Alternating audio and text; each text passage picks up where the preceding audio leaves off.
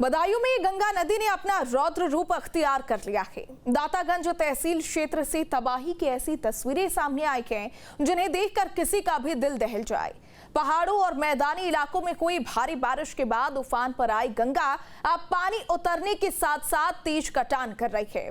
सबसे भयावह हालात कदम नगला गांव में है, जहां देखते ही देखते सरकारी जूनियर हाई स्कूल समेत कई आशियाने गंगा की तेज धार में विलीन हो चुके हैं। देखिए।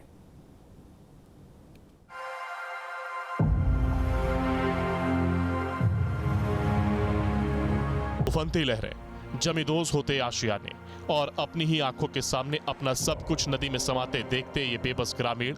ये खौफनाक मंजर उत्तर प्रदेश के बदायूं का है। बदायूं की दातागंज तहसील का कदम नगला गांव इस वक्त गंगा के इस रौद्र रूप का सबसे बड़ा शिकार बना है। नदी का कटान इतना तेज है कि गांव का सरकारी जूनियर हाई स्कूल और कई पक्के मकान पल भर में ताश के पत्तों की तरह ढह करके गंगा की मुख्य धारा में समा गए। सर लगभग 25-30 साल हो गए सर इस गांव में रहते हुए। ये जो कटान आपने पहली बार देखा या इससे पहले भी कटान? एक बार और कट गया था, दूसरी बार ये भी कट रहा है सर। और यहाँ पर जूनियर स्कूल था सर, वो भी कट गया। बच्चों दूसरे स्कूल में शिफ्ट कर दिए, वहाँ भी सैलाब आ गया। इसी वजह से बच्चों के लिए कोई साधन नहीं है। कितने दिनों से बच्चे स्कूल नहीं जा पा रहे हैं? लगभग इसमें 15-20 दिन हो गए सर। तबाही के इस मंजर की हकीकत जानने के लिए न्यूज स्टेट की टीम ने एक बेहद कठिन सफर तय किया। जिला मुख्यालय से करीब 80 किलोमीटर और तहसील मुख्यालय से 75 किलोमीटर दूर इस गांव तक पहुंचने के लिए टीम को गाड़ी, बाइक और ट्रैक्टर और आखिर में स्टीमर का सहारा लेना पड़ा। ये जो नाविक हैं लगातार अपनी सेवाएं दे रहे हैं और यहाँ के जो आवागमन है उसको काफ़ी हद तक प्रभावित नहीं होने दे रहे हैं। हम लोग इनसे बात करेंगे और जानेंगे कि आखिर किस तरीके से ये लोग लोगों की सेवाएं कर रहे हैं। जी, क्या नाम है आपका? उर्स मियां। कब से आप यहाँ पर ये यहाँ कम से कम हो गया हमारे लिए 1.5 महीना होने जा रहा है। क्या क्या कैसे लोगों को आप बात लगाते हैं?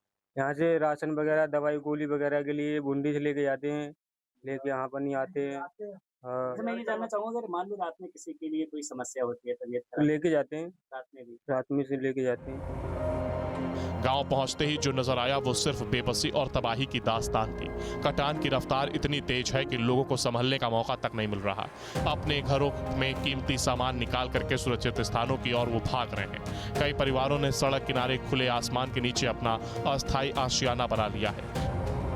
हम उसी कदम नंगला गांव के दूसरे छोर पर हैं, जहां पर भी लोग गंगा के कटान को देखते हुए और उसके खतरे को भांपते हुए यहां से दूसरी जगह सुरक्षित स्थान पर पहुंच रहे हैं और अपना सामान यहां से ले जाकर ट्रैक्टर ट्राली के माध्यम से शिफ्ट कर रहे हैं। मैं पीछे चाहूंगा कि देखिए ट्राली यहां पर लगी हुई है ट्रैक्टर के माध्यम से और इस ट्राली में वो अपना सारा सामान किसी सुरक्षित स्थान पर पहुंचा रहे हैं।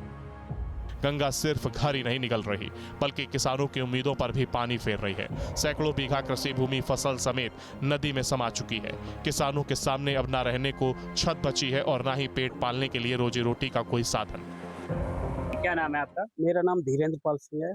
धीरेन्द्र जी, अगर गाँव की बात करें तो क्या क्या समस्याएं हैं गाँव में? समस्या यही है, बाढ़ आ गई है तो कीचड़ बहुत हो गई है, निकलने बैठने में दिक्कत हो रही है और गांव का कटान चालू है। इस समय हमारा जूनियर जो माध्यमिक स्कूल था वो कट गया है, गंगा में चला गया। वो अब वहां से अब हमारे मकान से लगभग 20 मीटर दूर गंगा जी रह रही हैं और हो सकता है रात में हमारा मकान भी कट जाए।